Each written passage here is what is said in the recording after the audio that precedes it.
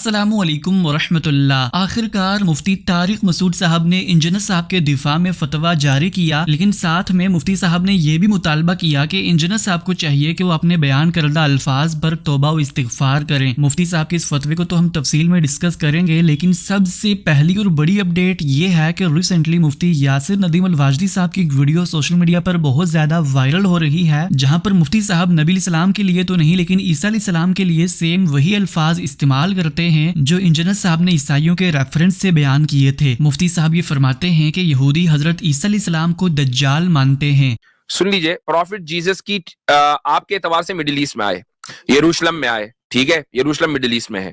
لیکن ان کی ٹیچنگ کا ڈومیننس یروشلم میں ہی نہیں ہے،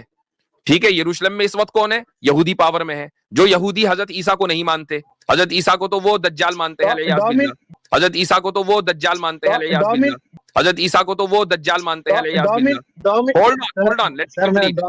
نہیں اب آپ دیکھیں، الفاظ نہ بدلیں۔ یہ ویڈیو سوشل میڈیا پر آنے ہی تھی کہ اس کے بعد انجینئر صاحب کے اسٹوڈنٹس نے شدید احتجاج کیا، اس بات پر نہیں کہ مفتی صاحب پر بھی گستاخی کے فتوے لگنے چاہیے، بلکہ اس بات پر کہ وہ اپنے ہی بیان کردہ اصول کے مطابق اب یہودیوں کی مقدس کتاب سے یہ ثابت کریں کہ یہودی عیسیٰ علیہ السلام کو نعوذ باللہ دجال مانتے ہیں۔ لیکن یہاں پر سب سے انٹرسٹنگ پوائنٹ یہ ہے کہ انجینئر صاحب نے تو بائبل سے اور باقی دیگر کرسچن اسکالرز کی ویڈیوز چلا کر یہ بتایا تھا کہ وہ سچ میں نبی علیہ السلام کے لیے ایسے الفاظ استعمال کرتے ہیں، لیکن مفتی صاحب یہودیوں کی مقدس کتاب سے یہ ہرگز ثابت نہیں کر پائیں گے کہ یہودی عیسیٰ علیہ السلام کو دجال مانتے ہیں، کیونکہ یہودیوں کی مقدس کتاب میں دجال کے لفظ بھی استعمال نہیں ہوئے۔ دجال کا کانسیپٹ تو صرف عیسائیت اور اسلام کے اندر دیکھنے کو ملتا ہے۔ بہرحال اس کی حقیقت جو بھی ہو، لیکن ہم اپنے اصولوں پر کنسسٹنٹ رہتے ہوئے مفتی صاحب کا دفاع کرتے ہیں کہ مفتی صاحب نے کوئی بھی عیسیٰ علیہ السلام کی گستاخی نہیں کی، وہ تو صرف عرف عام میں استعمال ہو رہے دجال کے مطلب سے مراد لے رہے تھے کہ جو نبی کو نبی نہیں مانتا تو دجال ہی مانتا ہوگا۔ لہذا مفتی صاحب نے نعوذ باللہ حضرت عیسیٰ علیہ السلام کی توہین نہیں کی، وہ تو ہمیشہ اس بات کی تبلیغ کرتے ہیں کہ جو بھی مسلمان عیسیٰ علیہ السلام پر ایمان نہیں رکھتا وہ مسلمان ہو ہی نہیں سکتا۔ مفتی صاحب نے تو کوئی گستاخی نہیں کی، اگرچہ کہ انجینئر صاحب کے اسٹوڈنٹس کے مطابق وہ اپنے اصولوں پر قائم نہیں رہے، کیونکہ مفتی صاحب نے تو یہ فرمایا تھا کہ اگر آپ کسی کے ریفرنس سے بھی کوئی بات کرتے ہو تو وہ ثابت ہونی چاہیے، اور اس کے بعد جو جملہ ظاہراً گستاخی لگتا ہو تو ہم توہین کے قانون کو اپلائی کر سکتے ہیں، کیونکہ قانون ظاہر کو دیکھے گا، وہ میرے باطن کو نہیں دیکھے گا کہ کیا میں نے گستاخی کی نیت سے وہ جملہ بولا ہے۔ تو یہ جو ایف آئی آر ہوئی ہے یہ دراصل انجینئر کی اپنی حرکتوں کا نتیجہ ہے۔ آپ کہاں سے چلے تھے اور کہاں پہنچ گئے؟ ایک تو یہ کہ پوری عیسائی کمیونٹی کو کہتے ہیں نا کہ انڈر دا بس ڈال دینا، انڈر دا ٹرک ڈال دینا، کہ پوری عیسائی کمیونٹی کے بارے میں آپ نے یہ کہہ دیا کہ یہ رسول اللہ صلی اللہ علیہ وسلم کی شان میں گستاخانہ خیالات رکھتے ہیں، جبکہ وہ کہہ رہے ہیں بھائی ہم نہیں کہتے، ہم شان رسالت میں گستاخی نہیں کرتے۔ تو ایک تو جھوٹ بولنا، ان کی طرف جھوٹ منسوخ کرنا، دوسرے یہ الفاظ ادا کرنا۔ جو لوگ بھی یہ کہہ رہے ہیں کہ بھائی وہ آدمی کہ جو یہ کہے کہ میرے نبی سا ہے ہی کوئی نہیں، وہ آدمی گستاخی کیسے کر سکتا ہے؟ یہ بات بالکل صحیح ہے،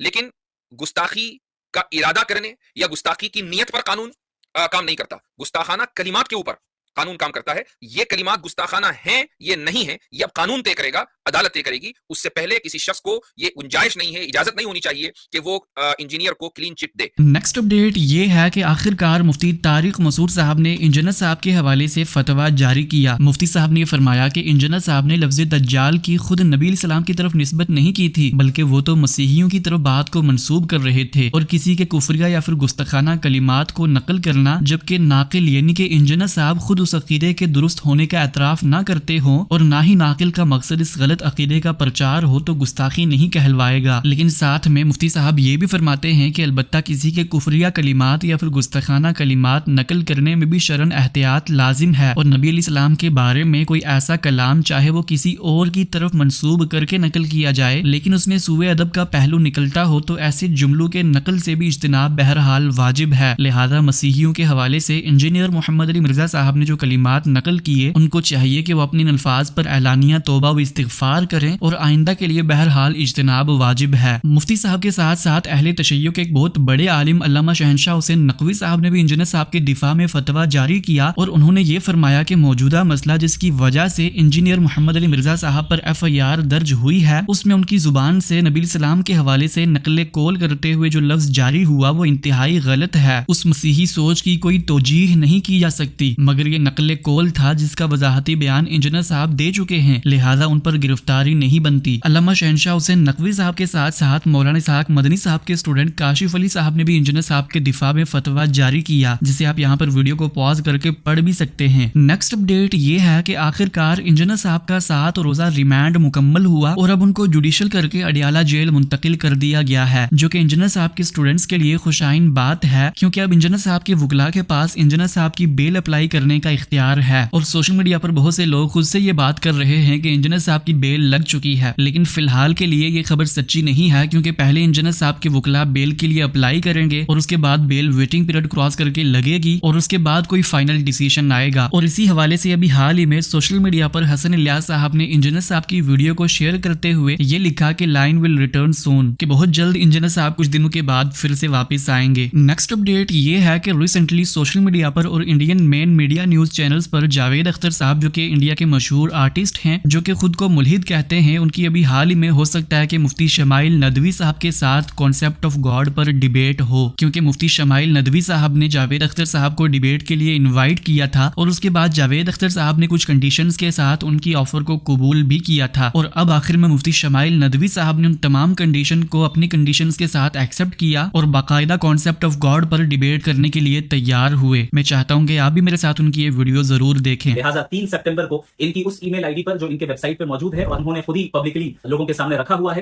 اویلیبل ہے وہ information us E mile I D پر جو اس وقت آپ کی اسکرین پہ موجود ہے، ہم نے انہیں ای میل کی اور بہت ہی ادب کا لحاظ رکھتے ہوئے، عزت و احترام کا لحاظ رکھتے ہوئے اچھے انداز میں ہم نے انہیں ڈیبیٹ کے لیے انوائٹ کیا۔ پھر 6 سپٹمبر میں ان کی طرف سے اسی ای میل پر رپلائی آتی ہے، اس رپلائی میں انہوں نے ہمارے اس ڈیبیٹ کے انویٹیشن کو قبول کیا، لیکن چند شرطوں کے ساتھ اور کنڈیشنز کے ساتھ۔ انہوں نے چند مطالبات رکھے، چند شرائط ہمارے سامنے رکھی کہ اگر آپ ان شرطوں پہ راضی ہیں تو ہم ڈیبیٹ کرنے کے لیے تیار ہیں، ہم کنڈکٹ کریں گے اس ڈیبیٹ کو اور بہت ہی اچھے طریقے سے کریں گے۔